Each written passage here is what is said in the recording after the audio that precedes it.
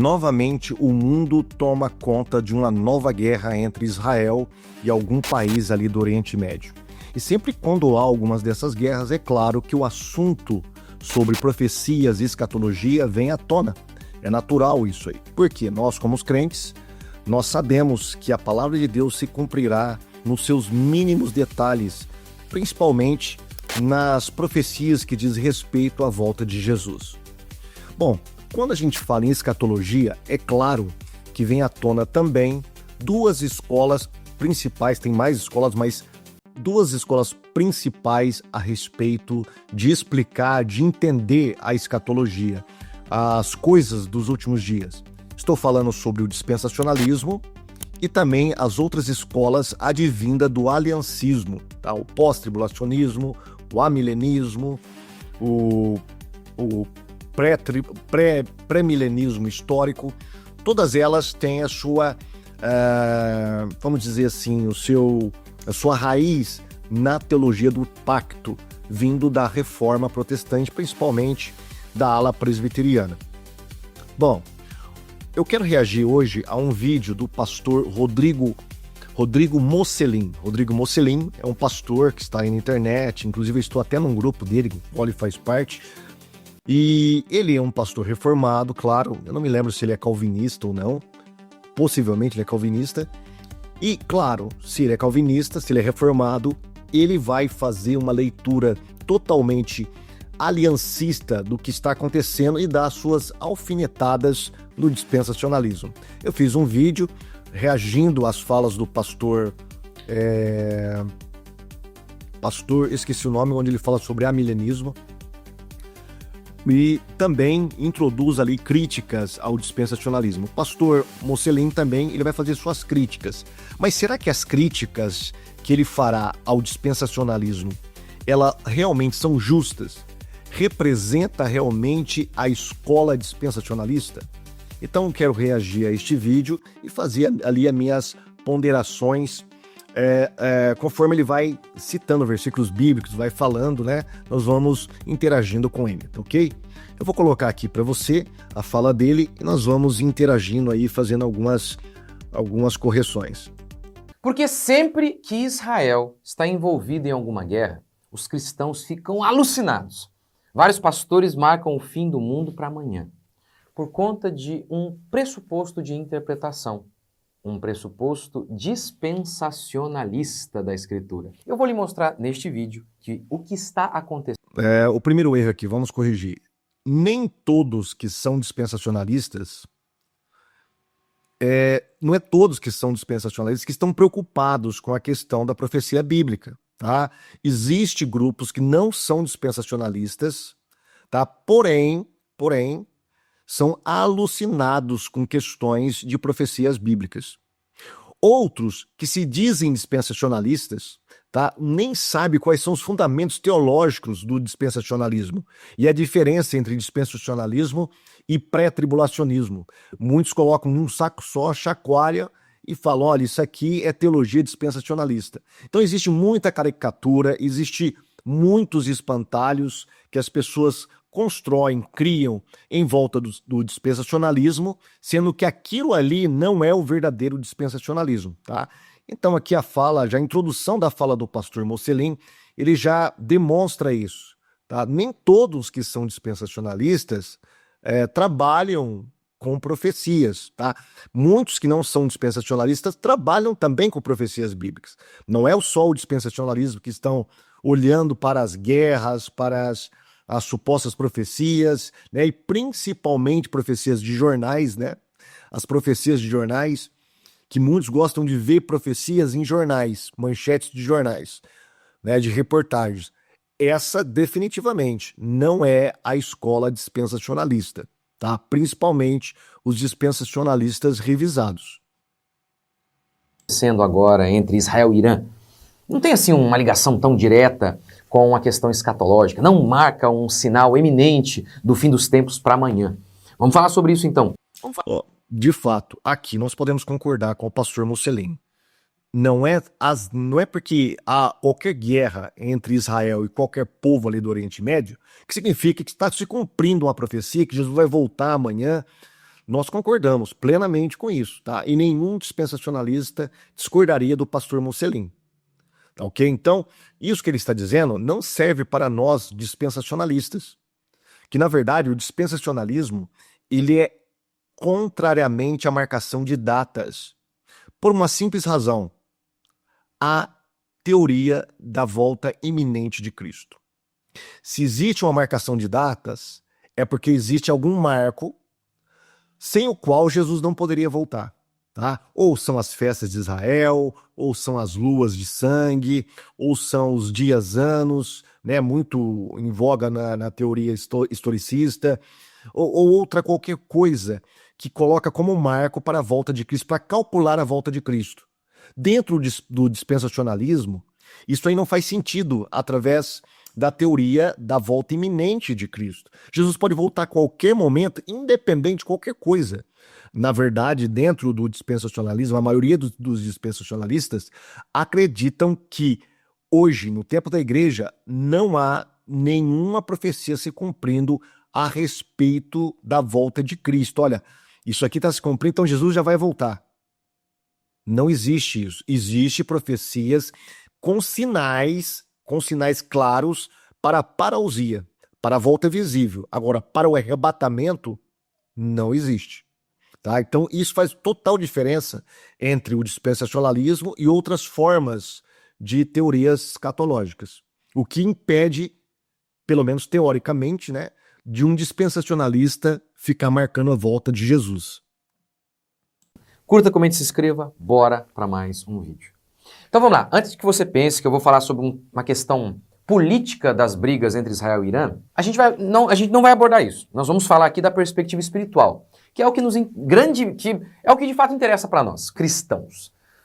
Que sempre que acontece uma guerra, tem um pastor do Apocalipse aí marcando o fim do mundo para amanhã. E aí a gente vai então falar sobre duas abordagens de interpretação da Bíblia. A abordagem... Então, veja, ele está colocando todas essas falas. Olha, sempre quando tem uma guerra, há sempre um pastor marcando a volta de Jesus para amanhã, como se colocando isso na conta da teologia dispensacionalista. Eu já acabei de falar que a verdadeira teologia dispensacionalista, ela é, por definição, contrária à marcação de datas da volta de Jesus. Mas uma caricatura de dispensacionalistas faz que isso possa ser colocado na conta do dispensacionalismo. E eu vou ser sincero aqui, eu vou fazer uma meia-culpa aqui como dispensacionalista.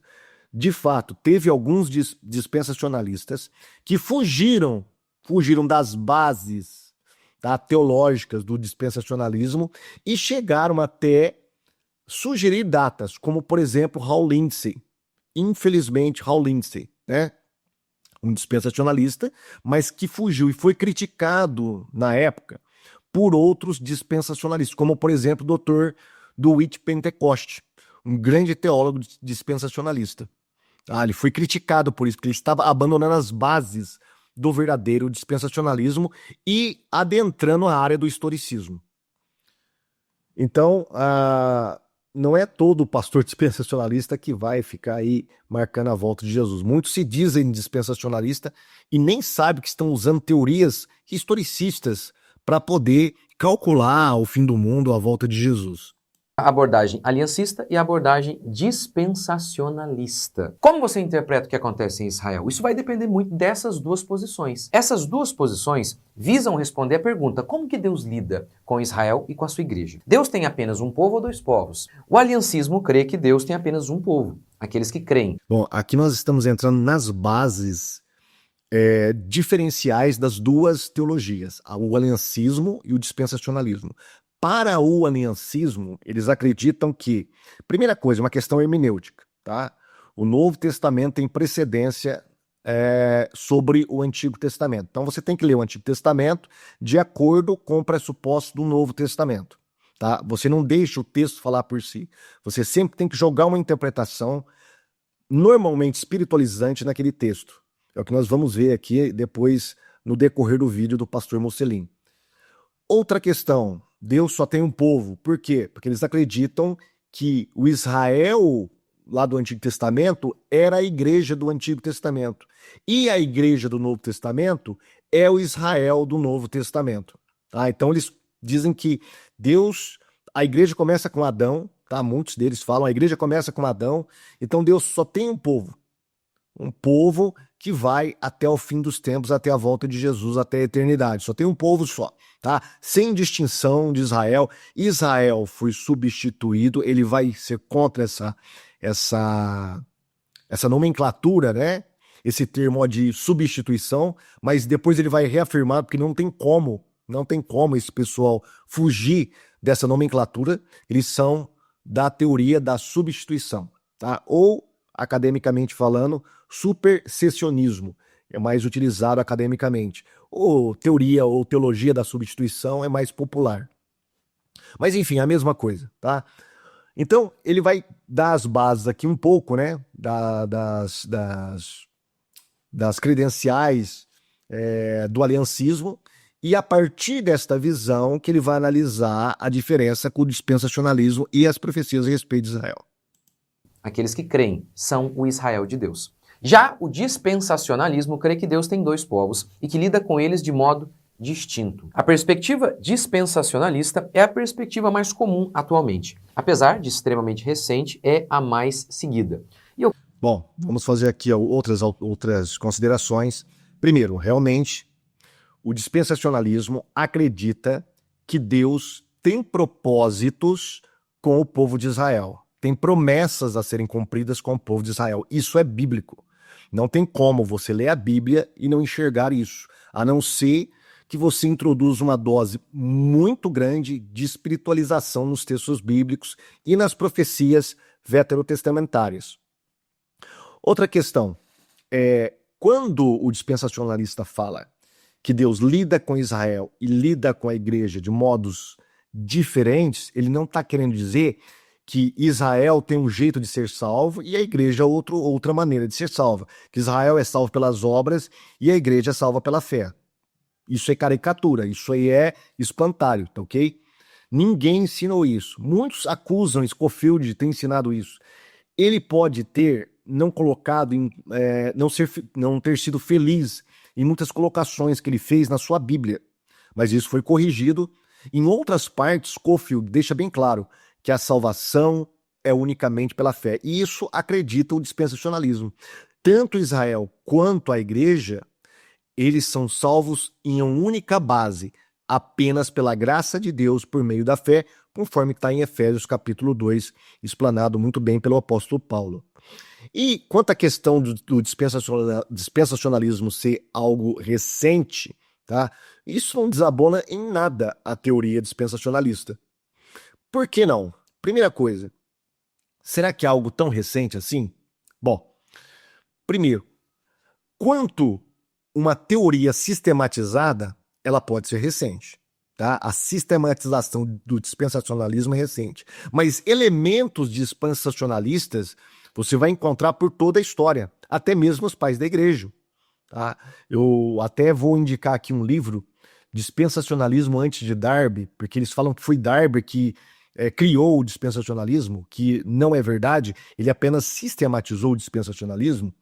E quando a gente vai estudar a história das doutrinas da igreja cristã, a gente vai perceber que a escatologia foi a última parte que a igreja começou a estudar, a se debruçar para poder realmente escrutinar essa doutrina sobre as últimas coisas. A gente tem lá no começo da igreja primitiva lá a questão da cristologia, a questão da teologia, né? Depois nós temos na Idade Média a questão da salvação pela fé, da justificação, da eclesiologia. E por último, agora, a partir do século XIX, que começou a igreja a se debruçar em cima realmente da escatologia. Nem os reformadores fizeram isso, nem os reformadores. Estavam preocupados com outras questões. Mas a escatologia foi deixada por último, coincidentemente, e agora está sendo melhor estudada. A partir do século XIX, do começo do século XIX para cá, é que começou a surgir as teorias, tanto aliancista quanto a dispensacionalista. Se o dispensacionalismo, ele é novo, o aliancismo também é novo. tá? Porque a sistematização dessa teoria da aliança, ela é recente, é um pouquinho mais antiga do que o dispensacionalismo, mas em questões de anos apenas, tá? Você não vai encontrar isso lá nos pais da igreja, lá na Reforma Protestante, no Novo Testamento, não existe isso. Apesar de, claro, isso fazerem um retrocesso para poderem fundamentar teologicamente. Mas, como sistematização, ela também é nova. Vamos deixar ele falar aqui. Creio que ela não está correta. Vejamos algumas passagens bíblicas que apontam na direção de que Deus tem apenas um povo, que é a perspectiva aliancista. Em Romanos, Paulo está respondendo a seguinte pergunta: Deus abandonou o seu povo, Israel? Por que o povo estava fazendo essa pergunta? Porque Deus havia prometido salvar o seu povo, mas muitos judeus rejeitaram o Messias. Qual então o argumento de Paulo para responder a isso? Ele diz: de modo algum, Deus não abandonou o seu povo. E no verso 6, ele lança a base do seu pensamento. Não é o caso de a palavra de Deus ter falhado, porque nem todos os que são de Israel são israelitas. De modo nenhum. E o primeiro argumento que Paulo... Agora, o que ele vai fazer? Ele pegou um texto realmente que fala sobre este tema, porém ele vai dar uma interpretação aliancista, que é mais uma conclusão teológica do que bíblica. Tá? E nós veremos isso. Nós vamos pegar os textos que ele está usando e vamos ler dentro do seu contexto, para ver se realmente o que ele está dizendo faz jus ao que o Paulo está dizendo ali em Romanos, está ensinando em Romanos a respeito de Israel. O que ele está fazendo? Ele está falando assim: Deus rejeitou o seu povo?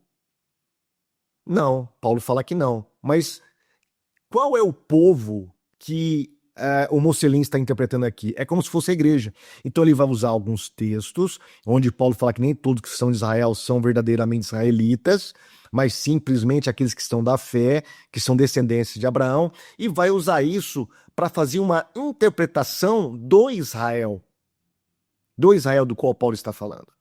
O que dentro do contexto não tem nada a ver. Paulo está ensinando completamente diferente. Tá? Mas vamos ver aqui, ele citou Romanos 9:6.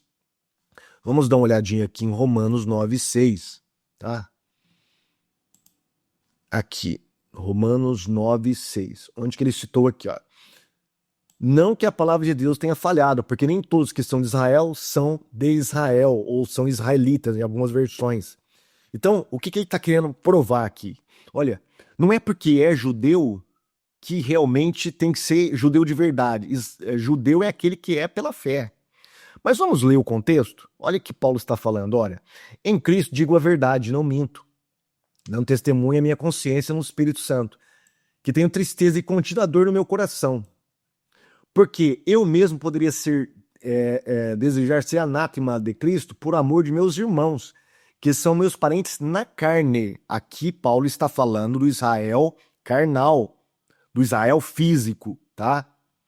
Que são israelitas, dos quais é a adoção de filhos. Olha, que são israelitas, dos quais é a adoção de filhos. E a glória, e as alianças, e a lei, e o culto, e as promessas.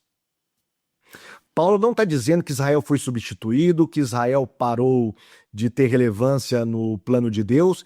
O contrário, que Paulo está falando aqui é que são israelitas, ou seja, é do povo de Israel, físico, carnal, do qual é a adoção de filhos, e a glória, e as alianças. Que alianças são essas? Aliança abraâmica, aliança davídica, aliança mosaica e a nova aliança, também feita em Cristo Jesus. Essas alianças todas foram feitas baseadas numa promessa ao povo de Israel. Por isso que ele vai falar aqui, ó, e o culto e as promessas. Então o povo de Israel na carne, presta atenção, é na carne aqui, ó, segundo a carne, é esse o contexto, tá? É o Israel físico. Ele tem promessas de Deus. Aí Paulo vai falar, olha, dos quais são os pais e dos quais é Cristo, segundo a carne, ou seja, da descendência física de Israel, o qual é sobre todos, Deus bendito eternamente. Amém. Aí ele vai inserir aqui o que o pastor Mocelin falou, né? Não que a palavra de Deus haja falhado, porque nem todos os que são de Israel são israelitas ou são de Israel. Preste atenção, olha o que Paulo está falando aqui. Ele não está falando aqui que todo Israel não é de fato Israel, mas nem todos, porque alguns são de fato. Alguns são de fato. Depois Paulo vai falar que esses que alguns são de fato são os judeus remanescentes que se apropriaram da promessa, essa promessa aqui do versículo 4, tá? E por isso entraram na graça de Deus. Nem por serem descendentes de Abraão são todos filhos, mas em Isaac seria chamada a tua descendência. Isto é, não são os filhos da carne que são filhos de Deus, mas os filhos da promessa são contados como descendência. Porque a palavra da promessa é esta, porque em tempo virei será...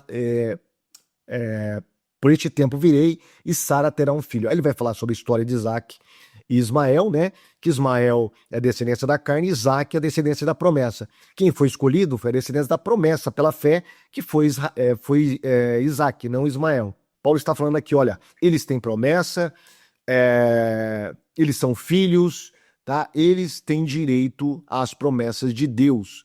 Porém, eles não entenderam isso, porque somente aqueles que se apropriam pela fé é que realmente, vamos dizer, se apropriam dessas promessas. Aí em Romanos 10, olha o que Paulo vai falar. Irmãos, o bom desejo do meu coração e a oração de Deus por Israel é para a sua salvação. Porque lhes dou testemunho que tem zelo de Deus, mas não com entendimento. E aí ele vai falar, né, sobre, novamente, a questão da salvação pela fé, pela crença no Messias, pela crença em Cristo. Mas aqui Paulo não está falando que Deus abandonou Israel. Não está falando que Deus substituiu Israel, ou que a igreja é um novo Israel. Está falando simplesmente, olha, a oração por Israel é para a sua salvação. Que Israel é esse aqui? O Israel étnico, aquele que está endurecido. Eles devem entender que Jesus é o Messias e entrar nessa promessa de Deus, porque ela é irrevogável. Depois ele vai falar no capítulo 11. Mas vamos deixar aqui o pastor Moceli continuar. E o primeiro argumento que Paulo dá está em Romanos 11, em que ele diz, olha, Deus não rejeitou o seu povo. Muitos judeus se converteram. E Paulo então fala dele mesmo, eu sou judeu. Ora, todos os apóstolos que se converteram também eram judeus. E aí, voltando lá para Romanos, o grande argumento de Paulo para falar que não, Deus de modo algum rejeitou o seu povo, tem a ver com Abraão. Nem todos os filhos de Abraão são de fato eleitos, mas em Isaac a sua descendência será chamada. Abraão, ele teve outro filho, Ismael. O que Paulo está mostrando aqui é o seguinte, o fato de ter uma ligação natural com Abraão não garantiu a eleição de Ismael. E é interessante... De fato, exatamente. A eleição de Deus, as promessas de Deus é pela fé, não simplesmente por ser descendência física ali, carnal de Abraão, tá? É pela fé. Eles têm uma promessa, a descendência física tem uma promessa? Tem, mas aqueles que se apropriam pela fé. E a salvação para Israel, individualmente falando, é como para qualquer gentil. Eles precisam entender que Jesus é o Messias e se apropriar pela fé desta salvação. Talvez o pastor Mocelin está acreditando que dispensacionalismo ensina que Israel deve ser salvo pelas obras da lei. Não é isso, tá? Todos, judeus e gentios, só tem um único meio de salvação, a fé em Jesus Cristo, tá? Agora, existe promessas para Israel, existe promessas para a igreja. A gente não pode confundir essas coisas, ok? A comparação porque Ismael foi gerado pela carne, pela falta de fé, pelo fruto do esforço humano de Abraão. Pois, sendo estéril, sendo sua esposa estéril, e não vendo a promessa se cumprir, Abraão então aceitou a sugestão incrédula de sua esposa e se deitou com Agar, a sua escrava. Esse fruto, o fruto dessa relação, foi rejeitado porque foi um fruto de incredulidade. O eleito, entretanto, Isaac, foi fruto da fé, que nasceu da esterilidade, da incapacidade humana de gerar, o que tem tudo a ver com a salvação pela fé e não pelas obras. Mas não deixa de ser um descendente físico. Não deixa de ser um descendente físico de Israel, né? Isaac, ele não nasceu assim, abstrato, um espírito ou coisa parecida. tá? É simplesmente que a promessa de Deus veio sobre uma mulher que era estéril, que não dependeu deles ali, da força deles, mas eles nasceram como qualquer ser humano no mundo nasce, fisicamente. Está dentro da descendência física de Israel.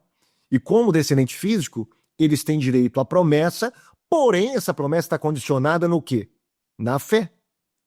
É isso, talvez, que a teologia da aliança do pastor Mocelin não entende do que crê realmente o dispensacionalismo. Pelas obras, como a Escritura anuncia. Pois nem a circuncisão é coisa alguma, nem a incircuncisão, mas o ser nova criatura. E a todos quantos andarem de conformidade com esta regra, paz e misericórdia sejam sobre eles e sobre o Israel de Deus. Quem é o Israel de Deus aqui?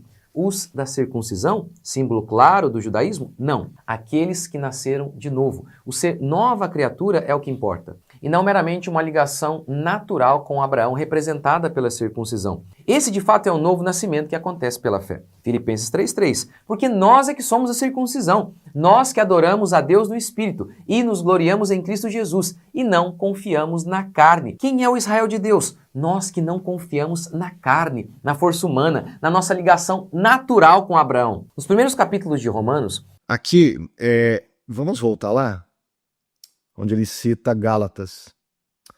Preste atenção no versículo que ele está citando aqui a respeito de Gálatas. Ele vai citar o versículo está dizendo uma coisa, ele reafirma o que o versículo está dizendo, porém, mais à frente, ele vai dar a sua própria interpretação, que não está no versículo. Olha o que Paulo está dizendo aqui. Pois nem a circuncisão é coisa alguma, nem a incircuncisão, mas o ser uma nova criatura. Ou seja, não é porque você é gentil ou judeu que você tem direito a alguma promessa de Deus, a salvação. Não, você tem que nascer de novo, conforme João capítulo 3, versículo 16. E a todos quantos andarem de conformidade com esta regra, que regra? Que você não depende de coisas físicas para você ser salvo. Esta é a regra que Paulo está falando, porque lembra que Gálatas é um livro de polêmica, tá? Paulo está polemizando ali com os judaizantes, que queriam que os gentios guardassem a lei de Moisés, sábado, toda aquela parafernália da lei, inclusive a circuncisão, circuncidasse, senão eles não seriam salvos. E Paulo está combatendo justamente isso aí. Paulo está falando, olha, você não tem que se tornar judeu. Não é esse o evangelho de Cristo. O evangelho de Cristo é o evangelho da liberdade, através da fé. Tá? Então, o que importa é ser uma nova criatura. Aí ele vai dizer, olha, pois nem a circuncisão é coisa alguma, nem a incircuncisão, mas o ser nova criatura. E a todos quantos andarem de conformidade com esta regra, paz e misericórdia sejam sobre eles. Aqui, Paulo, ele separa, ele tem um grupo aqui. Aqueles que andaram de conformidade com essa regra, paz e misericórdia seja sobre eles. E olha aqui uma palavrinha que faz a total diferença, que divide dois grupos. Sobre aqueles que guardam essa regra e sobre o Israel de Deus. Quem são esses que guardam essa regra? São gentios. Quem são o Israel de Deus? Aqueles que se apropriaram pela promessa. Os remanescentes, os judeus que não confiam na carne, mas sim na fé em Jesus Cristo. Esses são corretamente chamados de o Israel de Deus. É como Paulo estivesse falando assim, não estou aqui julgando os judeus, estou falando simplesmente que você não pode ser salvo baseado em coisas carnais. Na circuncisão, você tem que se apropriar pela fé. E nisso não tem vantagem nem judeu e nem gentil. Todos têm que se apropriar pela fé. Judeu e gentil. Os gentios, se seguirem essa regra, terão misericórdia e paz sobre eles. E também aqueles judeus que aceitaram Cristo pela fé. Esse é o Israel de Deus. A paz e a misericórdia virá também sobre ele. Então nós temos dois grupos diferentes aqui. Aqui a igreja não é chamada de Israel de Deus. Em nenhum momento Paulo fala que a igreja é o Israel de Deus. Aliás, em nenhum lugar do Novo Testamento aparece isso. E isso é uma interpretação teológica que foi embutida no texto, por causa de pressupostos teológicos do aliancismo.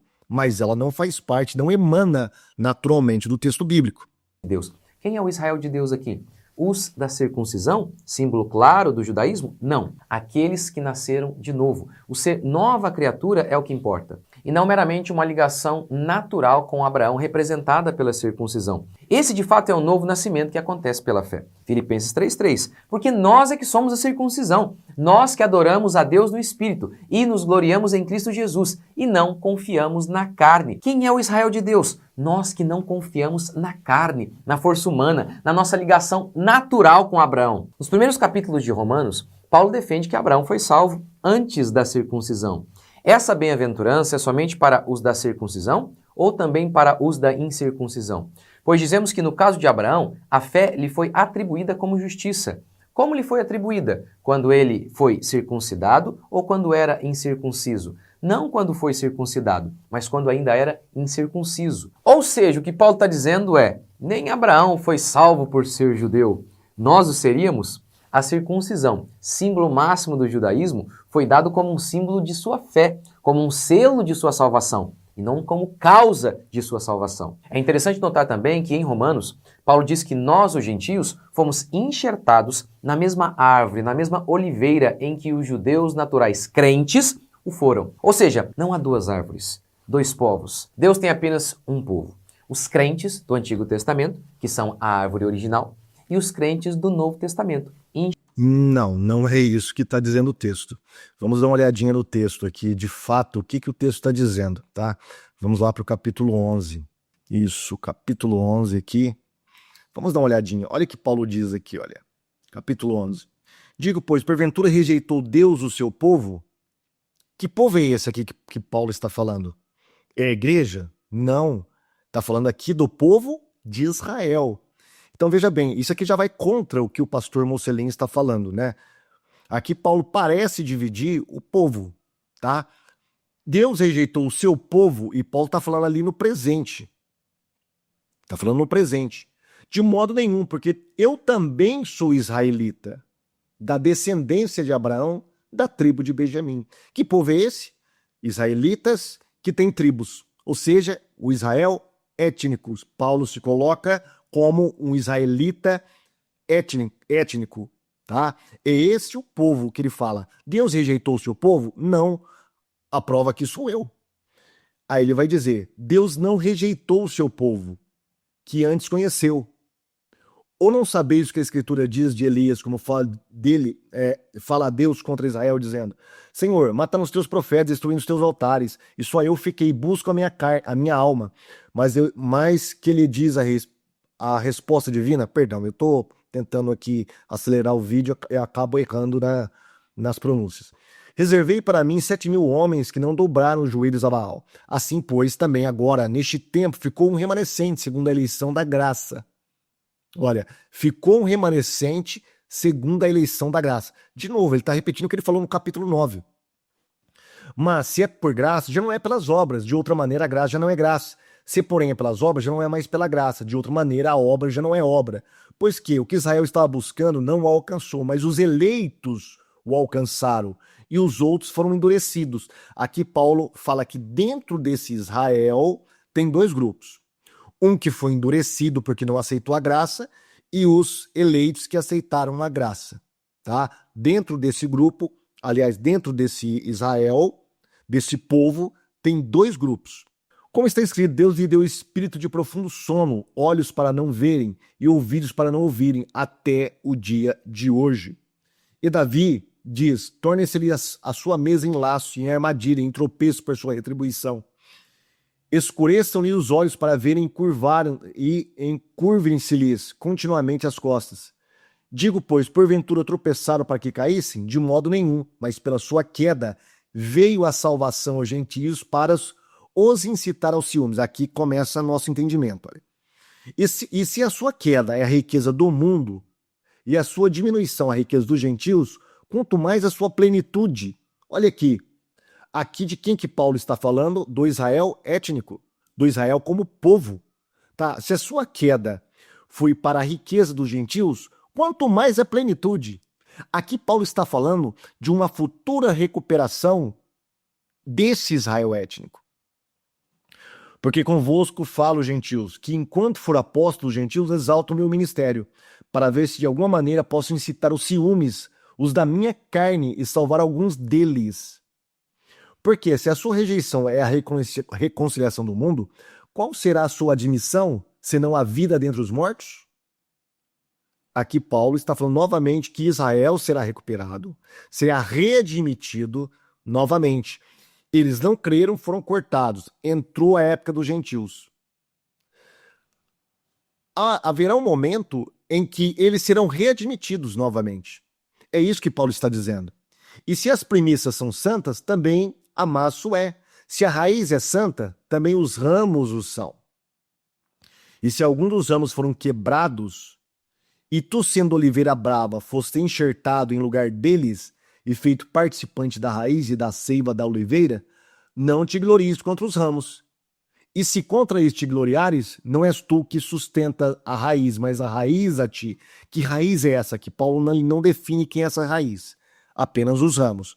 Os ramos que foram quebrados são os judeus e os ramos que foram enxertados foram os gentios. Tá?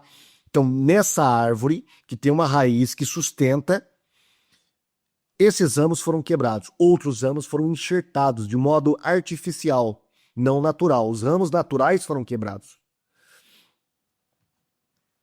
Não te glories contra os ramos, e se contra eles te glories, não és tu que sustenta a raiz, mas a raiz a ti. Possivelmente essa raiz aqui, ou essa árvore, é a promessa que Deus fez a Abraão de salvação, lá no capítulo 12 de Gênesis. Dirá, pois, os ramos foram quebrados, mas para que eu fosse enxertado. Está bem, pela sua incredulidade foram quebrados, e tu estás em pé pela fé. Então, não te ensoberbeças, mas teme.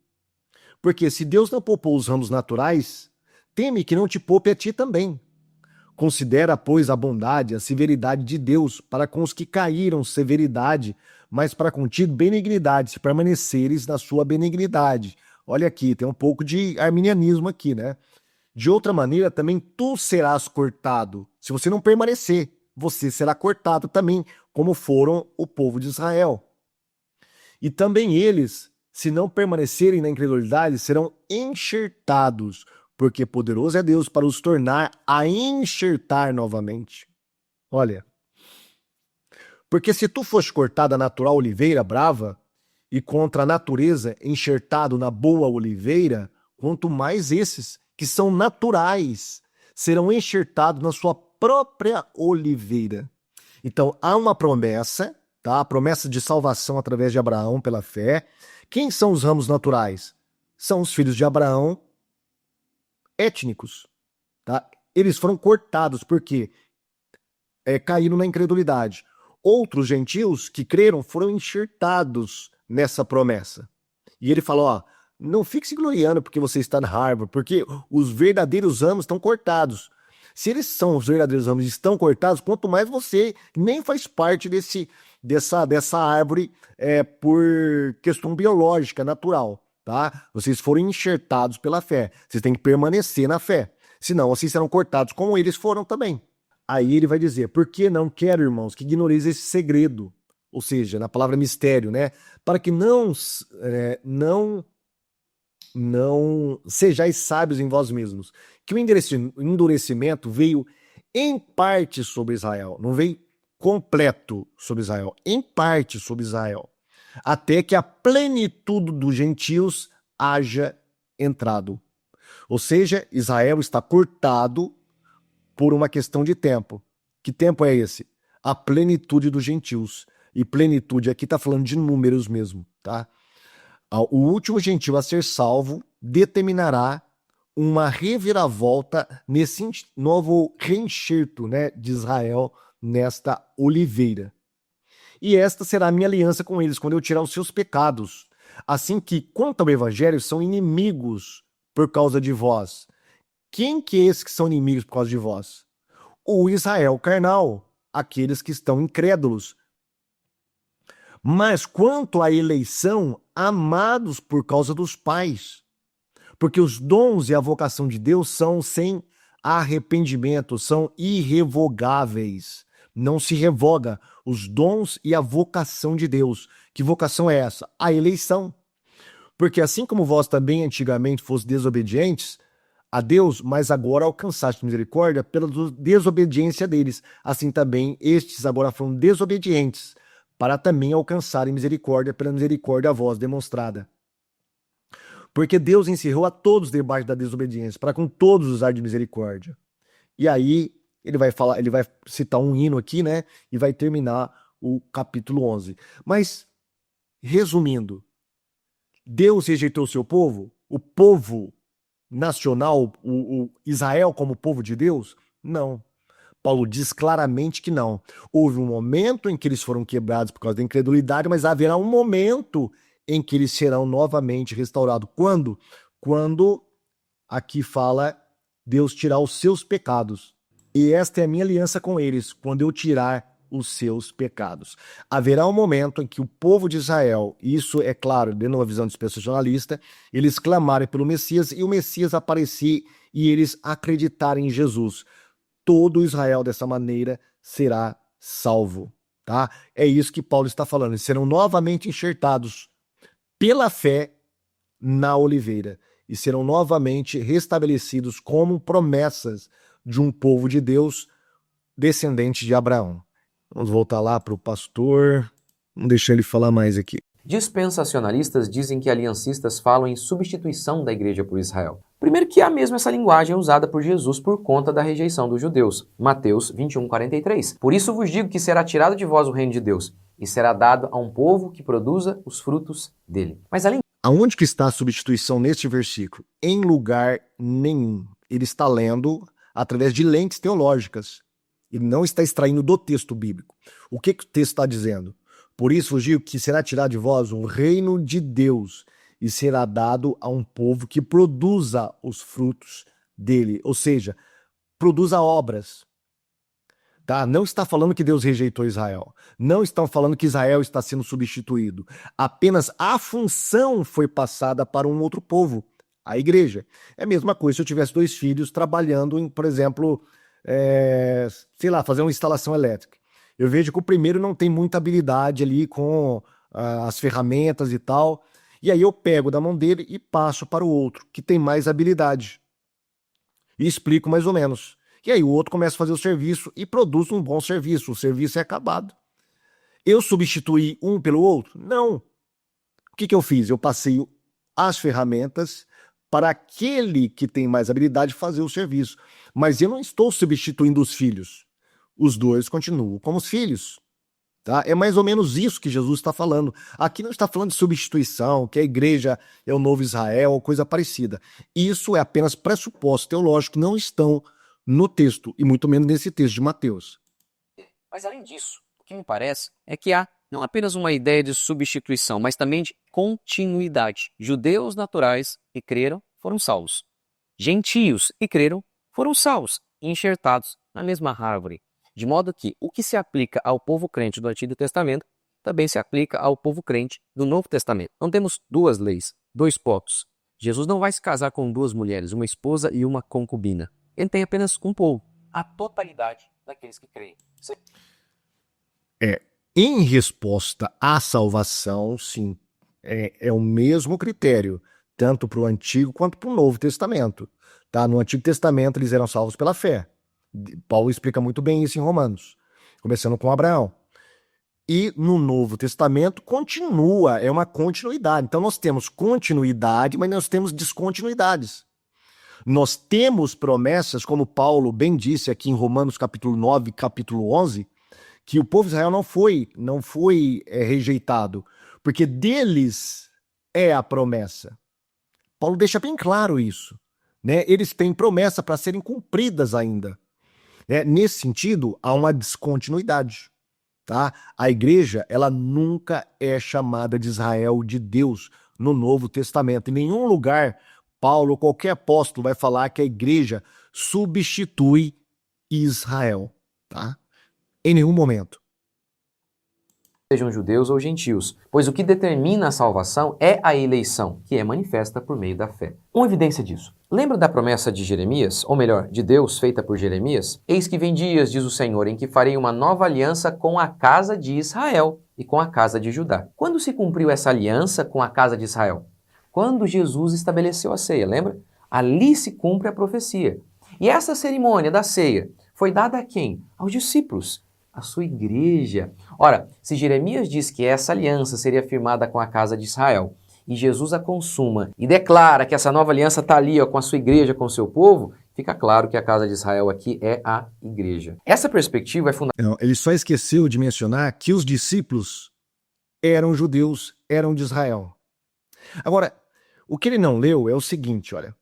Aonde que está essa promessa de Jeremias 31? Dentro de um contexto de restauração. Olha o que Jeremias vai falar aqui. Vamos lá para Jeremias 31.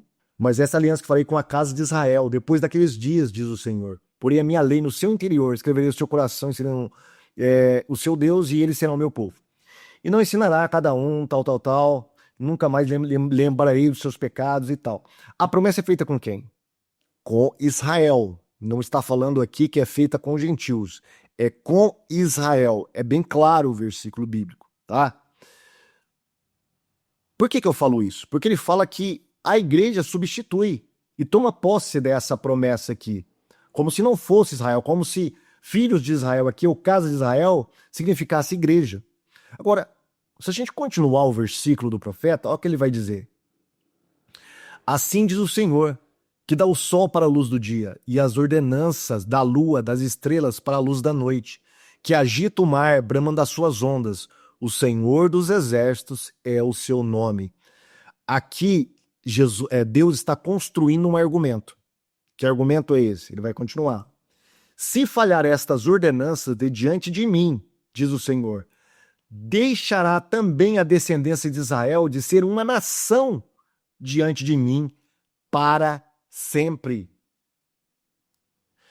Assim diz o Senhor, se puderem ser medidos os céus lá em cima e sondados os fundamentos da terra cá embaixo, também eu rejeitarei toda a descendência de Israel por tudo quanto fizeram, diz o Senhor.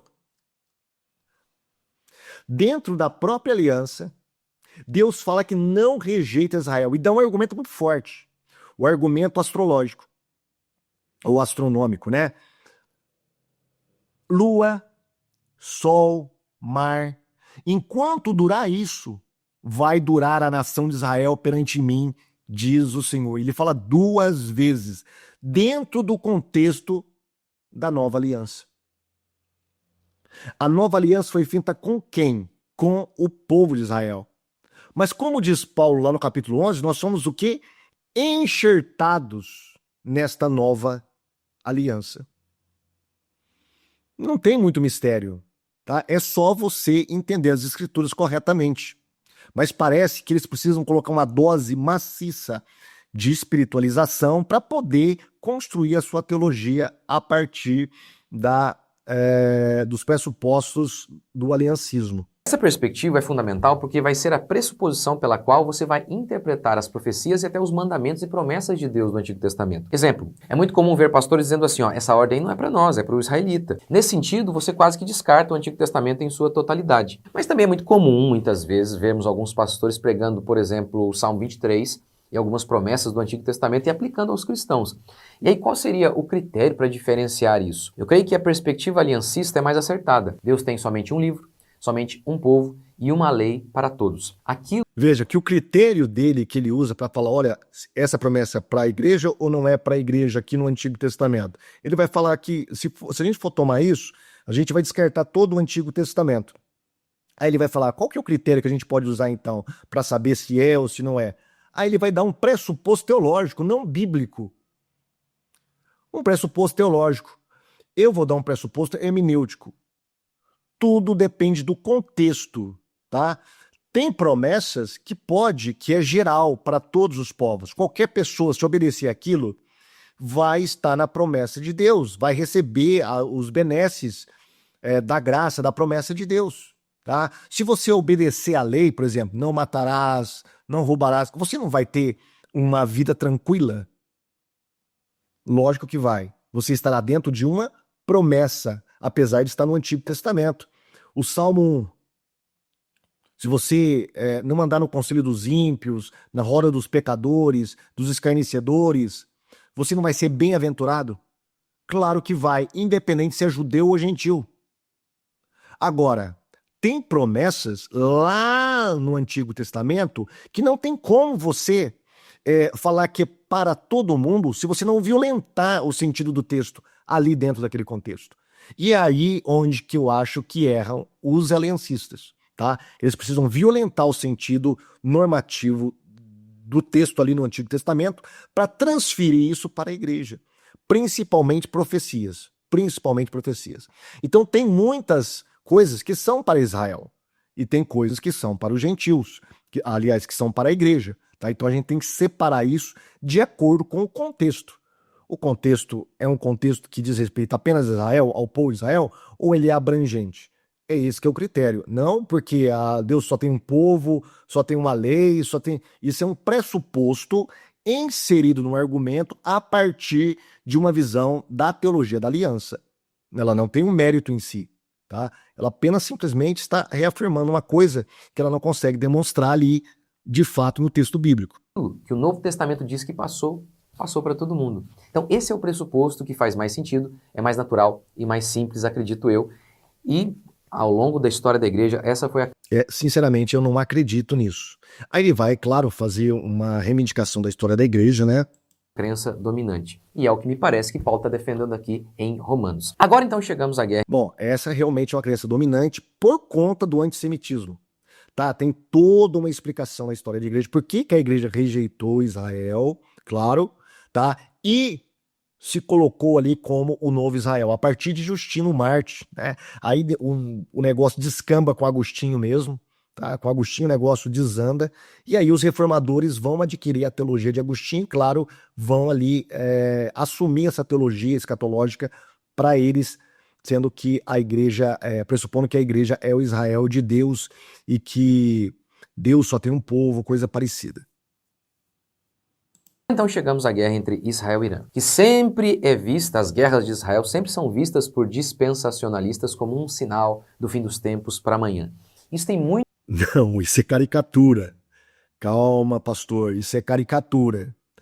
O senhor pode me dizer, em alguma literatura dispensacionalista, algum teólogo de respeito dispensacionalista que ensina essas coisas? Tá, talvez o senhor esteja se baseando em dispensacionalistas populares, ou um dispensacionalismo popular aí, que a pessoa nem sabe quais são os fundamentos teológicos do dispensacionalismo, mas não numa teologia séria dispensacionalista. De fato não é. Então vamos com calma aí. Então vamos assumir coisas que o dispensacionalismo nunca pregou. Muito a ver com a abordagem deles, que muitas vezes pegam profecias relativas a Israel que já se cumpriram e jogam para um futuro distante. O melhor exemplo disso é... Não é que jogam para um futuro distante, estão no futuro distante porque elas não se cumpriram. Elas não se cumpriram. Ele vai dar um exemplo aqui de Mateus 24 agora. Vamos observar aqui como que ele faz a leitura de Mateus 24 e por que eu não concordo com isso. O melhor exemplo disso é Mateus 24, o sermão escatológico de Jesus, em que dispensacionalistas falam de algo a se cumprir, mas que, na nossa opinião, já se cumpriu. E dali também tiram a ideia de Israel ser o relógio de Deus. Então vamos lá para Mateus 24. Ali em Mateus 24, os discípulos perguntam: quando acontecerá a destruição do templo de Israel? E qual o sinal da sua vinda? Ou seja, o que tudo indica é que para os discípulos, as duas coisas eram uma coisa só. A destruição de Israel era o fim do mundo. Então o que acontece é que Jesus vai responder essas duas perguntas. E aí, eu não vou fazer uma explanação de todo o texto, mas só em relação àquilo que interessa para nós. Do verso 15 em diante, Jesus está falando sobre a destruição de Israel. Quando vides o abominável da desolação no lugar santo, ai das que estiverem grávidas, quem estiver no campo, não desça para pegar suas coisas, fujam rapidamente. Ora, isso já se cumpriu, quando Tito invadiu Israel no ano 70. Entrou no lugar santo e o profanou. Veja se essas profecias aqui, essas falas de Jesus, têm a ver com a vinda de Jesus. Ai das que estiverem grávidas. Por quê? Como fugir grávida? Sair correndo grávida. Quem estiver no campo, não desça para pegar nada, fuja imediatamente. Eu pergunto, em relação à vinda de Jesus, tem como fugir? Não tem de forma alguma. Então, por isso... Aí eu pergunto, onde isso se cumpriu? No ano 70? Não. Joséfo e Eusébio também, ele vai falar que o exército romano cercou toda a cidade, inclusive os campos, as áreas rurais. Ninguém conseguiu escapar, ninguém conseguiu sair. Tanto é que eles fizeram uma carnificina. Eles mataram todo mundo. Tá? Se você conhece a história um pouco, você sabe muito bem que houve crucificações a centenas, milhares. Ninguém conseguiu escapar. Ah, mas e os cristãos? Isso aqui não diz respeito aos cristãos que acreditavam em Cristo. O pessoal que era cristão, os irmãos que eram cristãos, fugiram para Pela muito antes dessa tribulação aí de Tito. Muito antes eles fugiram para Pela. Não foi na época que o exército romano invadiu. Muito antes. E outra, aí fala fugir para os montes. Pela não está no monte, está no vale. Então nem nisso a profecia pode ser encaixada, tá? Então essa questão, ela está dentro de um contexto de tribulação. É muito claro isso. Ele vai citar aqui a parte da oliveira, né? Como da oliveira ou figueira, que fala que é um sinal, né? E aí ele vai dar uma outra interpretação. Depois nós vamos analisar o texto e ver se realmente faz sentido o que ele está falando. Por isso, dispensacionalistas falam sempre em reconstrução do templo. Ora, se o texto aqui está falando, olha, cuidado, quando vocês virem o demônio lá no templo, isso é um sinal. Ora, mas isso já se cumpriu. Não se cumpriu. Cabalmente não se cumpriu. Quem é que será profanado? O templo. Como que será profanado? Com sacrifícios. Com sacrifícios. Tá? E sacrifício de quem? Aí você tem que ir lá no capítulo 7 lá de Daniel, tá? No capítulo 7 de Daniel, capítulo 9, perdão, de Daniel. Eu tô fazendo esse texto aqui sem preparação nenhuma, tá? Estou respondendo para ele aqui a partir do que eu entendo, né, da teologia dispensacionalista. Então, lá no capítulo 9 de Daniel, fala sobre a abominação desoladora. E fala que ele fará cessar o sacrifício. Gente, isso não tem nada a ver com o exército romano entrando no templo. Eles de fato entraram no templo, tá? Mas não é essa a desolação, a abominação desoladora. Não é essa. Para que isso aconteça, deve haver o quê? Um templo não destruído, como fez com o exército romano, mas um templo edificado, para que haja uma profanação, tá? E aí, depois do ano 70, nós temos templos em Israel? Ainda não. Mas existe todo um trabalho de fundo dos judeus para a reconstrução de um templo. Quem acompanha muito bem a história ali da religião em Israel sabe muito bem que tem todos os preparativos para um templo. Eles só não ergueram um templo por causa do problema do Domo da Rocha, tá? Que é onde tem uma mesquita muçulmana ali, toda mesquita é muçulmana, né? Mas uma mesquita ali em cima, onde seria o lugar do templo, mas eles já têm sacerdotes, eles sabem já das tribos certinho, eles já têm toda a estrutura para sacrifícios, tudo está sendo preparado já. E outra coisa, quando a gente vai lá para 2 Tessalonicenses, Paulo fala que o homem do pecado sentará no trono de Deus, no templo, como se fosse Deus. Para que ele sente no templo, para que haja uma abominação, deve haver um templo. Agora, quando você vai lá para o capítulo 11 de Apocalipse, você vê as duas testemunhas dentro de onde? De um templo. De um templo. Então, haverá a construção de um templo, gente. É só você analisar os versículos bíblicos, né? Então, não faz sentido o que ele está falando aqui dentro do próprio texto do Novo Testamento, dentro da escatologia apostólica. Isso aconteceu no ano 70. Mas como eles não interpretam de maneira correta, eles então... Ah, tá. Nós não interpretamos de maneira correta. Somente os aliancistas, né? Que precisam espiritualizar tudo. Olha, me desculpe, com todo respeito ao pastor Mocelin, que eu gosto muito das abordagens dele, mas nessa ele está falhando, tá? Porque ele não conhece de fato o que é teoria ou teologia dispensacionalista. Jogam lá para frente e aí causam uma grande confusão. Não causa confusão. A gente deixa no futuro o que a Bíblia colocou no futuro. E a gente deixa no passado o que a Bíblia colocou no passado. E assim é natural. Tá? Não é que a gente joga lá e embaralha tudo. Não, é que a Bíblia faz isso. Tá? Caso contrário, você tem uma tremenda de uma contradição. Aí sim nós temos uma grande contradição, uma grande bagunça. Logo em seguida, no mesmo sermão, Jesus conta a parábola da figueira. Quando as folhas se renovam, vocês sabem que isto é um sinal de que o verão se aproxima. Pois bem, quando estas coisas que eu acabei de dizer estiverem acontecendo, diz Jesus, saibam que a minha vinda está próxima. Ora, estas coisas têm a ver com tudo aquilo que Jesus disse, não apenas com aquilo que ele falou sobre Israel, que inclusive já se cumpriu. Gente, é um absurdo. O que ele está falando é um absurdo, tá? Talvez seja por isso que ele não citou o texto bíblico aqui. Vamos lá no texto bíblico. Vamos dar uma olhadinha. Aqui, olha. É o versículo 32. Aprendei, pois, esta parábola da figueira, quando já os seus ramos se tornarem tenros e brotam folhas, sabeis que está próximo o verão. Igualmente, quando virdes todas essas coisas, sabei que ele está próximo às portas. Em verdade vos digo que não passará esta geração sem que todas essas coisas aconteçam. Os céus e a terra passarão, mas as minhas palavras não hão de passar. Se você voltar nos versículos acima, olha o que Jesus estava ensinando.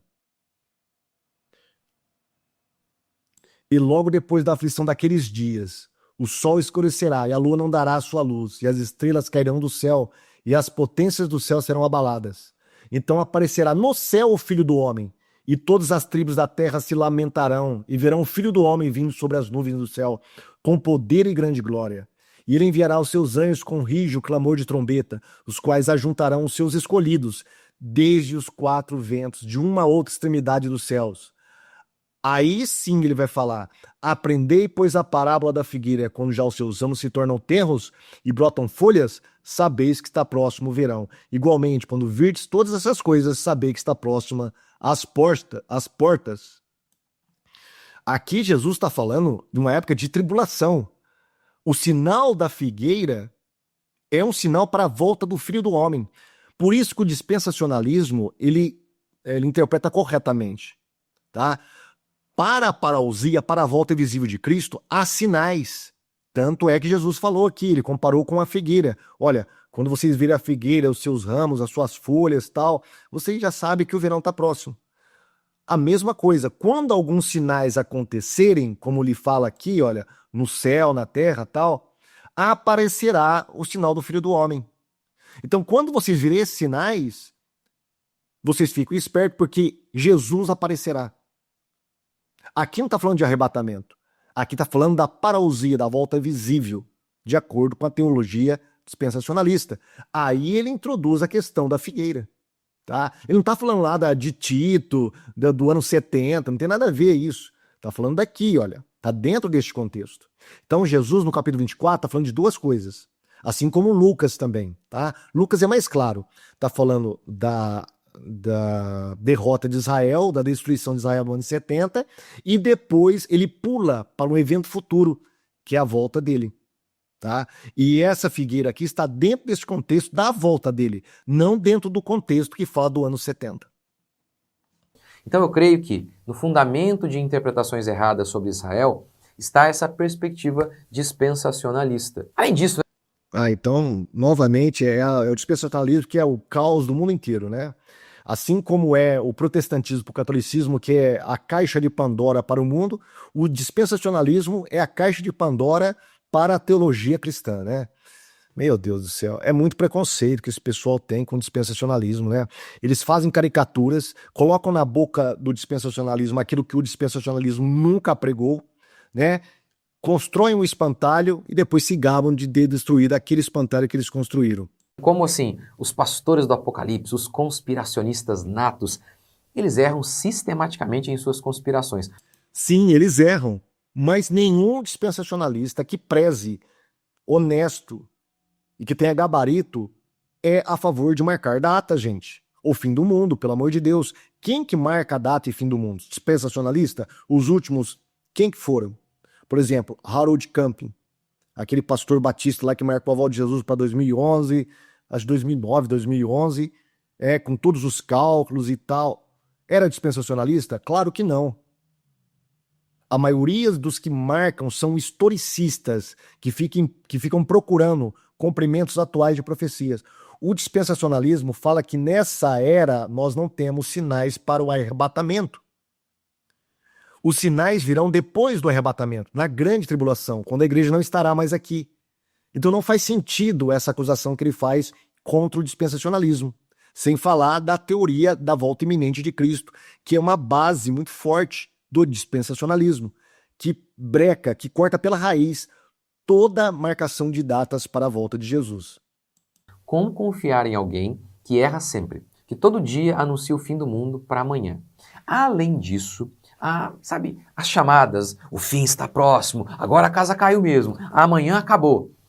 Isso aí é igual jornalista sensacionalista. O que é notícia? Avião decola e chega em segurança. Não, avião cai, perigo, catástrofe.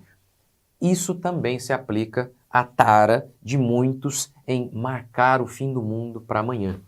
Concordo, isso aqui eu estou de acordo com ele. E nenhum dispensacionalista discordaria do pastor Musselin nessa parte aqui. De fato, nós condenamos marcações de datas e a maioria dos que marcaram datas não eram dispensacionalistas.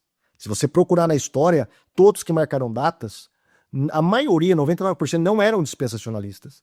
Alguns dispensacionalistas desavisados ou afoitos usaram critérios não do dispensacionalismo, mas do historicismo e acabaram no erro de marcar datas para a volta de Jesus. Tá? Mas eles não podem representar a verdadeira teologia dispensacionalista. Sensacionalismo. Então, assim, via de regra, Israel é óbvio, as guerras que acontecem hoje fazem parte, sim, do fim dos tempos, no sentido de que as guerras vão acontecer sempre. Mas eu já expliquei isso até em outro vídeo, que as guerras nem constituem assim um grande sinal. Por quê? Porque elas acontecem o tempo todo. Jesus chega a falar das guerras como o princípio das dores e não o final. Ora, talvez o que seria de fato mais um sinal seria a paz e não a guerra, mas isso eu já falei em outros vídeos. Então, de qualquer maneira, eu não acredito que Israel é o relógio de Deus, não acredito então que aquilo que está acontecendo lá seja, assim, o grande sinal para o fim do mundo que vai acontecer amanhã, como muitos pastores falam. Deixe seu comentário aqui. Deus abençoe. Até o próximo vídeo. Em parte não acredito também, e nenhum dispensacionalista acredita nisso também, que Israel está em guerra com um país X ou Y, quer dizer que é o cumprimento. Você vê alguns pastores, por exemplo, o pastor Valadão lá falando em cumprimento de profecia por causa da guerra de Israel, né? Houve aquela questão das luas de sangue, aparecem uns doidos falando que é cumprimento de profecia. Gente, o pastor Valadão, com todo respeito, ele não entende de teologia dispensacionalista. Se ele se arvora como dispensacionalista, ele está completamente leigo do que realmente apregou o dispensacionalismo. Eu acredito que nem sabe o que é isso, né? Muitos são dispensacionalistas apenas popular, na prática.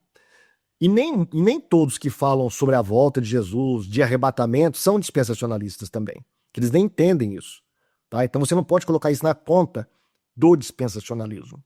Tá? E nós não acreditamos que qualquer guerra que Israel trave seja cumprimento de profecia. Isso não quer dizer que não seja a construção, a montagem de um cenário para o que irá acontecer no futuro. Tudo já está convergindo. Isso é o cumprimento? Não, não é o cumprimento dessa ou daquela profecia.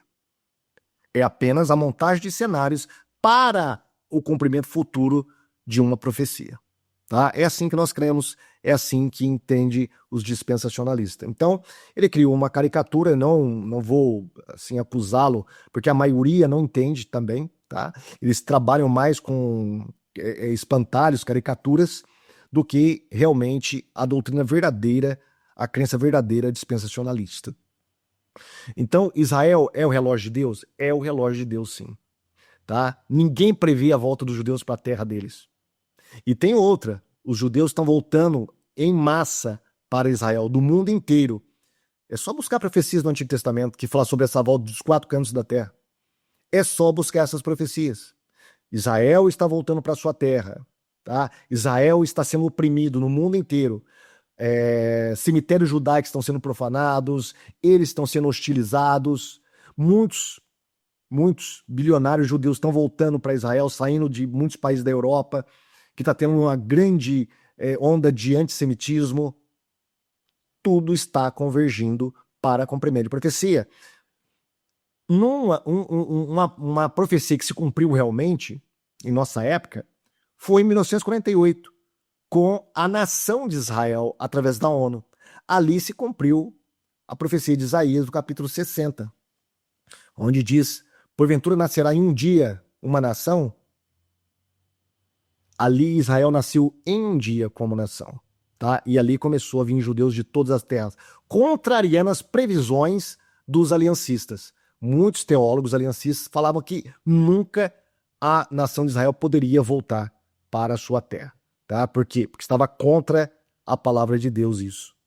Contrariando todas essas previsões teológicas, Israel voltou. Por quê? Porque a palavra de Deus, ela não tem compromisso com pressupostos teológicos. Nós devemos analisar a Bíblia pelo mérito da Bíblia, não através de pressupostos. Mas é isso aí, pessoal. Eu acho que eu fiz uma análise muito boa aqui do vídeo dele, tá? Não é uma herege ou coisa parecida, tá? São visões diferentes de escatologia, mas ele trabalhou com espantalhos e a gente então interviu aqui para poder sanar um pouquinho dessas dúvidas a respeito do dispensacionalismo que tem sido execrado, principalmente no mundo reformado. Os irmãos reformados têm os dispensacionalistas como que uma heresia, tá? É lamentável isso, mas é isso aí. Gostou do vídeo? Divulgue esse vídeo para a escola dominical, para suas igrejas, tá? E diga, Israel, de fato, ele tem importância nas profecias bíblicas e no relógio de Deus. Por quê? Porque Deus não rejeitou o seu povo. Se o céu, a terra e o mar deixar de existir, Israel deixa de ser nação perante o Senhor. Ainda existe céu e terra e mar, então Israel continua perante o Senhor como uma nação, um povo escolhido que tem promessas, segundo diz o apóstolo Paulo no capítulo 9 e no capítulo 11 de Romanos. Tchau.